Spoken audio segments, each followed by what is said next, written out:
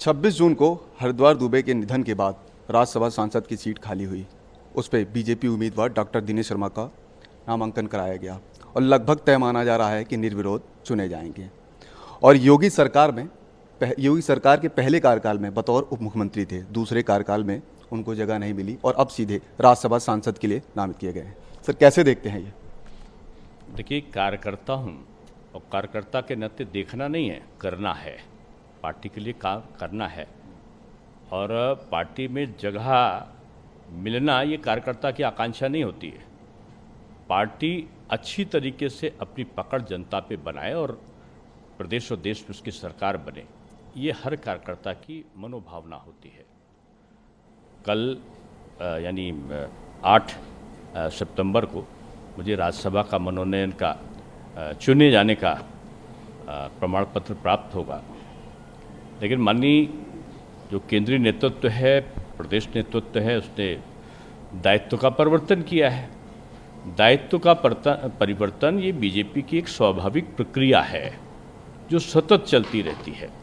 1 दर्जन से ऊपर पदों को मैं धारित कर चुका हूँ अभी तक। तो मैं कह सकता हूँ कि हर नए पद में नई चुनौती और नया काम करने का अवसर होता है। इस समय देश का एक ही लक्ष्य है, प्रधानमंत्री जी तीसरी बार चुनकर आवे और इस देश का, राष्ट्र का गौरव बढ़े और जो स्वर्णिम जो यात्रा चल रही है विश्व गुरु बनाने के लिए भारत को, वो यात्रा की गति और तेज हो। और मैं समझता हूँ कि जो जिस प्रकार से विपक्ष हतोत्साहित होकर, निराश होकर काम कर रहा है और वो कह रहा है कि मेरा मुकाबला अभी जो घमंडिया जो एक गठबंधन है झूठ का, उसके नेता कह रहे हैं कि हमारा एजेंडा है कि सनातन को समाप्त करना। अब ऐसा ना हो कि सनातन को समाप्त करते करते उनकी राजनीतिक खेती समाप्त हो जाए। ये कोई उदय है, वो अब उदय नहीं होना उसका, उसकी राजनीतिक जो यात्रा है उसका अस्त होना है। इस प्रकार के बयान देने वालों के बारे में कांग्रेस मौन है, क्योंकि कांग्रेस का ही समर्थन है इनको, ये सपा का समर्थन है इनको। इनके नेता इस पर बयान नहीं देते हैं। पूछो, सनातन संस्कृति के बारे में कहने वाले कौन होते हो? दुनिया के किसी भी धर्म के बारे में अगर तुम जरा सी आवाज़ दे दो तो उसका नतीजा आप जानते हो। लेकिन आप सनातन को जितना मन चाहे गाली दे लो केवल छपने के लिए, ये इच्छा कभी नहीं पूरी होगी। अंग्रेज नहीं ख़त्म कर पाए, मुगल और तुर्क नहीं ख़त्म कर पाए, यूनानी नहीं ख़त्म कर पाए सनातन संस्कृति को, सनातन धर्म को। तो ये उदय की क्या औकात है? उदय की कोई हैसियत नहीं है और ये घमंडिया संगठन की कोई, मैं समझता हूँ, वजूद नहीं है कि सनातन संस्कृति के एक इतना सा भी अंश को वो नष्ट करने का संकल्प पूरा कर पाए। मैं समझता हूँ कि ये देश सभी जाति धर्म का सम्मान करने वाला देश है और यही मोदी जी का विशेषता है जिससे डरे हुए हैं। उन्होंने जितनी योजनाएं चलाई सब गरीब कल्याण योजनाएं चलाई और गरीब कल्याण योजनाओं का आधार एक ही था कि गरीबी की रेखा, उसमें अपर कास्ट नहीं था, उसमें अनुसूचित नहीं था, उसमें पिछड़ा नहीं था, उसमें हिंदू नहीं था, उसमें मुसलमान नहीं था, एक ही आधार था, गरीबी। मकान मिलेंगे, प्रधानमंत्री आवास सबको मिलेंगे, गैस सिलेंडर मिलेंगे सबको मिलेंगे, आयुष्मान भारत में इलाज होगा तो सबका होगा, शौचालय बनेंगे तो सबका होगा, राशन 10 किलो मिलेगा तो सबको मिलेगा।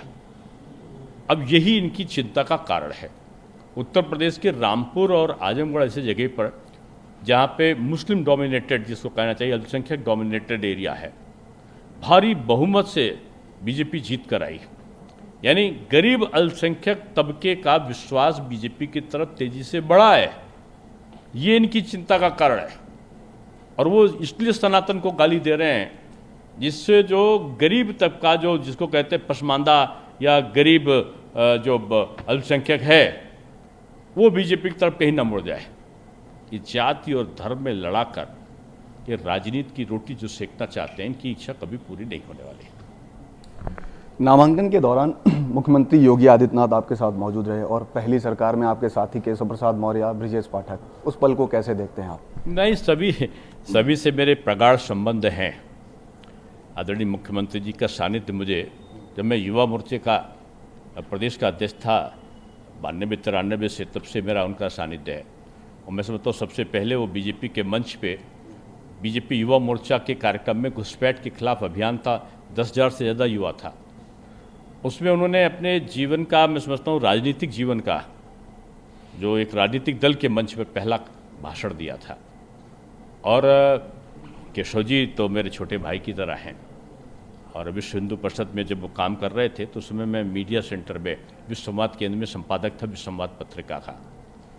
पाठक जी तो मेरे विश्वविद्यालय काल के छोटे भाई की तरह हैं, और हम लोग साथ साथ छात्र राजनीति में वो थे, और मैं किसी न किसी रूप में उनके साथ में, हम दोनों एक दूसरे के साथ में काम करते रहे एक पारिवारिक परिवेश में।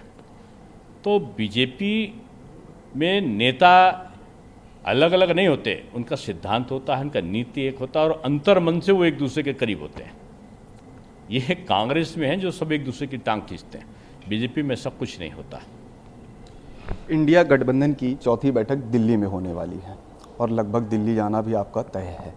कैसे देखते हैं इस इंडिया नाम को? नहीं, क्या था कि इस गठबंधन के पहले था दो लोग, तेजस्वी जी और नीतीश जी, टहल रहे थे दर दर, कभी इधर कभी उधर, कभी उधर कभी इधर। तो लोग उनके कहते दो बेचारे बिना सहारे फिरते हैं मारे मारे। और अब तो ये दो बेचारों को कई बेचारों का साथ मिल गया है, और कई बेचारों में सनातन द्रोहियों का भी साथ मिल गया है। तो ये दर दर भटकेंगे, और भटकने बाद फिर उसी स्थान पर पहुंच जाएंगे। इन सबका बड़ा कट्टर मुकाबला है, बीजेपी से नहीं है इनका मुकाबला। इनमें सपा का मुकाबला है कांग्रेस से, कांग्रेस का मुकाबला है आप से, आपका मुकाबला है तृणमूल से और पंजाब के अकाली दल और कांग्रेस से, और तृणमूल का मुकाबला है कम्युनिस्ट से और कांग्रेस से। ये सब आपस में भी लड़ेंगे, लड़कर अपने अस्तित्व को समाप्त करेंगे। बीजेपी से और मोदी जी से लड़ने की अभी हैसियत इन सब में किसी की नहीं है। एक तरफ पूरा देश जन्माष्टमी मना रहा है, दूसरी तरफ उदयनिधि स्टालिन और पीएम खड़गे सनातन धर्म को लेकर के सवाल खड़े कर रहे हैं। कैसे देखते हैं आप? करुणानिधि जी ने भी किया था, करुणानिधि के बेटे स्टालिन ने भी किया था, और स्टालिन का बेटा उदय भी अपने अस्त होने के लिए सनातन संस्कृति को गाली दे रहा है, अपनी राजनीतिक यात्रा के अस्त होने का। और ये सब कांग्रेस के इशारे पे कर रहे हैं। इनका कांग्रेस से गठबंधन है, और कांग्रेस पहले से ही कहती आई कि राम सेतु है ही नहीं, काल्पनिक है, राम का जन्म ही नहीं हुआ, वो काल्पनिक है। ऐसी भाषा बोलने वाली जो कांग्रेस है, वो सनातन संस्कृति को एक होते नहीं देखना चाहती। जितना जाति का वो जहर बोया था लालू जी ने, नीतीश कुमार ने, ये कांग्रेस ने, ये सपा ने, वो सारा जहर जो था मोदी जी के लहर में ख़त्म होने लगा। वो लहर थी गरीब कल्याण योजनाएं, और गरीब कल्याण योजना के द्वारा जब सारे गरीबों को समान रूप से देखा गया, चाहे अपर कास्ट है, चाहे अनुसूचित है, चाहे पिछड़ा है, चाहे हिंदू है, चाहे मुसलमान है, चाहे शिया है, चाहे सुन्नी है, चाहे पसमंदा है, चाहे पठान है, सबको जब बराबर से राशन, बराबर से शौचालय, बराबर से मकान, बराबर से गैस कनेक्शन, ये सब मिलने लगे, तो जाति और संप्रदाय का बंधन टूट गया। रामपुर और आजमगढ़ जो अल्पसंख्यक डोमिनेटेड थे, वहाँ पे बीजेपी जीत गई और भारी बहुमत से जीत गई। यानी जो गरीब तबके का अल्पसंख्यक था उसने खुलकर बीजेपी को वोट दिया। अब यही बात इनको गवारा नहीं की, और उन्होंने सनातन धर्म को फिर से गाली देना शुरू कर दिया। ये इनका मंत्र है। इनकी जो राजनीतिक फसल है वो सांप्रदायिकता की जहर से उसको सींचते हैं सब, लेकिन अब की सींचने के बाद उसमें सूखा पड़ेगा। और 2024 के चुनाव में इनकी फर्ज को जो कहते हैं ना कि ये टिड्डी दल चाट गया, इन्हीं के दल के जो कार्यकर्ता थे सनातन संस्कृति से गुस्सा होकर वो इन्हीं को चाट जाएंगे। मैं कह सकता हूं कि बीजेपी कैडर बेस्ड पार्टी है, और अभी ये बगैर दूल्हे की बारात में, अब तो लोग हंसी में कहने लगे इसमें कई दूल्हे हैं साहब, तो दोनों तरफ खराब चीज़ें। अगर बगैर दूल्हे की बारात जाएगी तो भी उसको लौटा दिया जाता है, और अगर कई दूल्हे बारात लेके पहुंच जाए तो भी लौटा दिया जाता है। यानी 2024 में ये बारात जो राजनीतिक मंतव्यों को लेकर बनी हुई बारात है गठबंधन की, इसका जनता द्वारा लौटाया जाना तय है। अटल जी के लखनऊ में सबसे करीबी आप माने जाते थे, आखिरी सभा भी उन्होंने आपके लिए करी थी, उस पल को कैसे याद करते हैं? याद आती है? अटल जी हर पल याद आते हैं। ये लखनऊ अटल का है, अटल लखनऊ के हैं। अटल जी कण-कण में व्याप्त हैं और अंतर मन में भी लोगों के व्याप्त हैं। और उस सभा में वो 104 बुखार था, मुझसे वादा किया था कि मैं आऊँगा। धीरे धीरे चढ़ने के बाद वो लोकसभा के सदस्य थे और नगर निगम के लिए यानी मेरे लिए वोट मांगना था। उन्होंने लोगों से चिल्लाकर पूछा ये कुर्ता कैसा लग रहा है? उनका अच्छा लग रहा है। कहने अगर पैजामा ना पहनूं तो लोग बोले बहुत ख़राब लगेगा। अटल जी ने एक ही वाक्य कहा कि कुर्ता को अच्छा लगने के लिए पैजामा चाहिए। लोकसभा में मैं हूँ, कुर्ता मेरे पास है, पैजामा मुझे नगर निगम यानी दिनेश शर्मा चाहिए। पैजामा दोगे? लोगों ने कहा देंगे। और दूसरे दिन से मैं कहीं भी जाऊं तो लोग कहते साहब अटल जी ने तो पैजामा मांग लिया, आप तो अटल जी का पैजामा हो। और मैं चुनाव जीत गया 2006 का। 2012 के चुनाव में फिर मैंने किसी की सभा नहीं लगवाई क्योंकि अटल जी बीमार थे और केवल अटल जी का स्मरण करके चुनाव लड़ा और वो एक रिकॉर्ड वोटों से जीता। मैं कह सकता हूँ अटल अटल थे। अटल का कोई दूसरा अटल नहीं हो सकता। राहुल गांधी की भारत जोड़ो यात्रा में शामिल होने का आपका निमंत्रण मिला था आपको, दूसरे योगी सरकार के दूसरे कार्यकाल में आपको जगह नहीं मिली, तो क्या सेंधमारी की कोशिश की गई थी कांग्रेस की तरफ से? मेरे से बीजेपी के कार्यकर्ता के बारे में कोई सेंधमारी का कल्पना करे तो वो मूर्ख कहलाएगा। अगर कोई सोचता ऐसा, जिसका जन्म तब हुआ जहां पर जनसंघ के मूर्धन्य निमंत्रण मिला था आपको? देखिए, निमंत्रण किसी को आप भेज दीजिए, उससे कोई फर्क नहीं पड़ता, लेकिन निमंत्रण स्वीकार करने वाला कौन है? निमंत्रण देने के लिए अखबार में मैंने पढ़ा था कि निमंत्रण दिया गया है, लेकिन जिसके कण-कण में बीजेपी व्याप्त है, कण-कण में संघ व्याप्त है, उसके आमंत्रणों का प्रभाव क्या हो सकता है? देखिए, व्यक्तिगत शादी का निमंत्रण का मैं प्रतीक्षा कर रहा हूँ। अगर राहुल जी की शादी का निमंत्रण आएगा तो जाऊँगा मैं।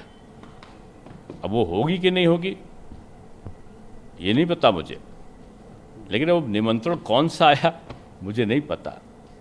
मैं ये कह सकता हूँ कि मैं भारतीय जनता पार्टी का हूँ और भारतीय जनता पार्टी का वटवृक्ष बढ़े इसके लिए प्रयत्नशील हमेशा रहा। आखिरी सवाल, विपक्षी दल इकट्ठा हो रहे हैं, एक साथ आ रहे हैं, 2024 में कितनी बड़ी चुनौती मानते हैं आप? वो अपने आप में चुनौती है एक दूसरे के लिए, बीजेपी के लिए कोई चुनौती नहीं है। मैंने पहले कहा ना, कांग्रेस के लिए आप चुनौती है, आपके लिए अकाली दल चुनौती है, तृणमूल के लिए कम्युनिस्ट चुनौती है, और तमिलनाडु के विभिन्न करुणानिधि के जितने विरोधी हैं वो एक दूसरे के लिए, कांग्रेस सहित सब एक दूसरे के विरोधी हैं, उनको आपस में चुनौती है। बीजेपी को किसी से चुनौती नहीं है। तो ये थे डॉक्टर दिनेश शर्मा जी, जिनका कहना है कि विपक्ष अपने आप में चुनौती है और अटल जी हमेशा याद आएंगे और उनके हर पल को हम हर दम याद करते हैं।